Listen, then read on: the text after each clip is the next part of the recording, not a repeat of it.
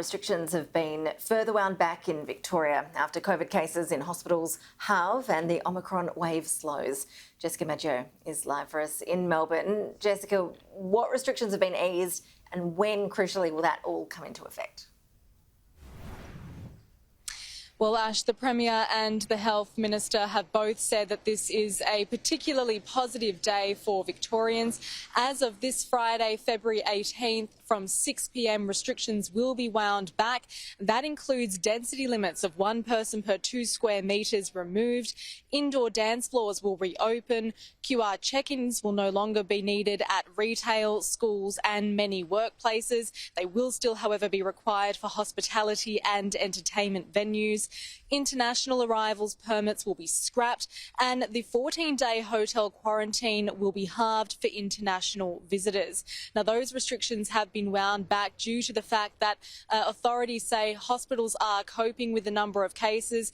Admissions have in fact halved since January 6 when those restrictions were reimposed. So that is a confidence there for the public and private hospitals. Also, staff have been able to go back to work successfully and in large numbers. So there really is that confidence there in the system that it is able to cope with the cases should there be a resurgence. Now, also more than half of Victorians who are eligible have had their booster jab, so the Premier is confident that they are heading on the right track. He says that he will be consulting regularly with his New South Wales counterparts to make sure that restrictions are quite similar across both states to allow free flow between the states for travel.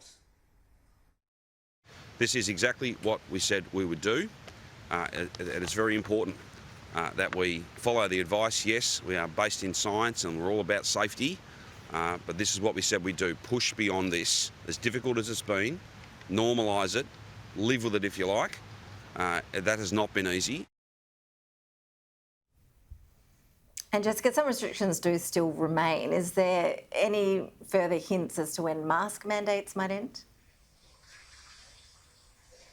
Well, the Health Minister today said that masks will continue to play an important role in keeping COVID at bay and making sure that the Omicron wave continues decreasing in caseload. In particular, he says he'll be looking at trends, and that includes the 7-day trend for the number of hospitalisations, also for the number of cases admitted to ICU and everyday caseload of infections that are reported each morning at 9 a.m. So they'll be monitoring those numbers to ensure whether masks will still be necessary. He said that he believes masks are in certain situations, particularly those high-risk settings, but again, he will be deliberating with authorities to determine what those are, including retail and most likely in school classrooms.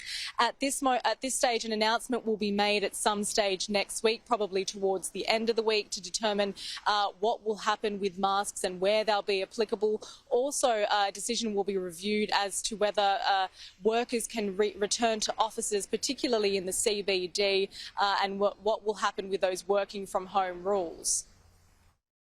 We aim and we're confident that we'll be able to get to a situation next Friday where masks are off in the office and the advice changes. The advice is dropped. People will then be free and in fact we'll be encouraging them to go back to the office. Now, further to that, school surveillance testing program will remain in place, and any restrictions that are in schools at the moment will stay until the end of term 1. That's because they've been working so well, and the Education Minister today said that tens of thousands of COVID cases have actually been prevented by that school surveillance testing program. An additional 24 million rapid antigen tests have been procured by the government for schools, so they are still very much upholding that testing regime. Also, school staff and early childcare centre staff must have had their booster jabs by February 25. So they are standing firm on that. They're reminding residents that we are still living in a pandemic, and restrictions, whether they are eased now but reintroduced later, will still be dependent on how cases continue, especially in the lead up to winter. But they are reminding anyone who can get their booster jab to go out and do so.